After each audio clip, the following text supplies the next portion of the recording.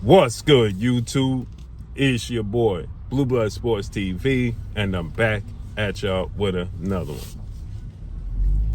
So, unified WBA, WBO, junior middleweight world champion, Puerto Rican star boxer, Xander Zayas. He did an interview right here. You could go to Ring Magazine on YouTube and see the interview in its totality. But Xander Zayas did an interview here, and he discussed his upcoming showdown with the man I refer to as the Phenom, former unified IBF, WBA, Ring Magazine, lineal welterweight world champion, superstar boxer, Jaron Boots Ennis. They're going to fight June 27th, Barclays Center in Brooklyn, New York, right? In this interview, something I noticed, now Xander Zayas is definitely very, very confident, right? He's definitely a very, very confident fighter, right? No ifs, ands, or buts about it. But I'm starting to wonder if Xander Zayas is overlooking Jaron Boots Ennis, right? In this interview he did, Xander Zayas, he states that Jaron Boots Ennis is overrated. So the 23 win, no loss, no draw, 13 win by way of knockout, 23-year-old, 5'10" with a 74-inch arm reach, Xander Zayas. He says that Jaron Boots Ennis is overrated, right? That people put too much stock in Jaron Boots Ennis. He says that he's a good fighter, but he's overrated, right? Jaron Ennis, 35 wins, no loss, no draw, 31 wins by way of knockout. He's 29 years of age, 5'10" with a 74-inch arm reach, right? And Xander says, listen, you know something? This dude is a good fighter, but he has a lot of holes, and he's overrated. And I'm going to exploit all those holes. Now, a lot of people have high praises for Jaron Boots Ennis, including myself. And the jury is still out. Everybody is wondering, can Jaron Boots Ennis, right, actually do what everybody thinks he is, lives up to his talent and his skill set, or is he going to be one of those wonders, right?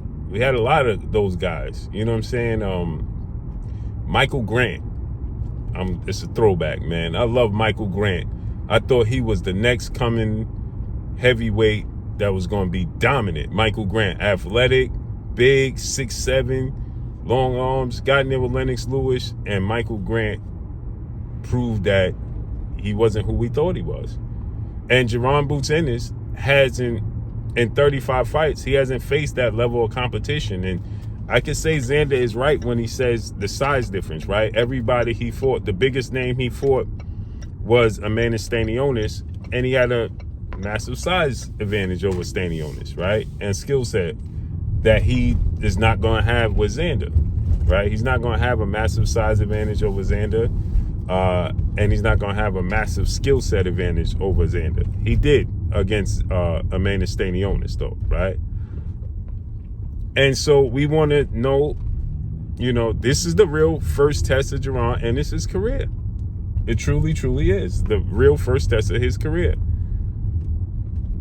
But I'm starting to question and wonder if Xander Zayas is drinking from the same fountain that now 4-division world champion, 2-time undisputed super middleweight, and arguably the most accomplished Mexican fighter in history, Saul Canelo Alvarez, was drinking from when he called out. Now, it's a slightly different. I could already see the comments, right? But when he called out Floyd Mayweather. Now, Floyd Mayweather was a first ballot Hall of Famer, a 5-division champion, arguably the greatest fighter in boxing history. He was undefeated, but he was 37 years old. Xander's 23, unification bout. Canelo was 23 with a unification bout, right? And they were extremely, extremely confident. Canelo was so confident, he was saying Floyd was ducking him, right? Xander's so confident, he calling out Jaron Boots Ennis, who's labeled the boogeyman. You know what I'm saying? Because of his athletic ability, his skill set, ability to switch from southpaw to orthodox, his hand speed, his size. And I'm wondering if Xander's drinking from that same fountain that Canelo was drinking from. Again, I know I could already see the convo. Jaron Ennis ain't Floyd Mayweather. I'm just talking about the fight itself, right? And what it presents. So I understand the difference, right? I'm just talking about the fight itself and the build-up, right? It's very, very similar. And so I don't want to hear the excuses should Jaron Boots Ennis win this fight that Xander's ice was too green. And I'm wondering, like Canelo, do they see something that's not there? Right? Because you got a versatile fighter in Jaron Boots Ennis.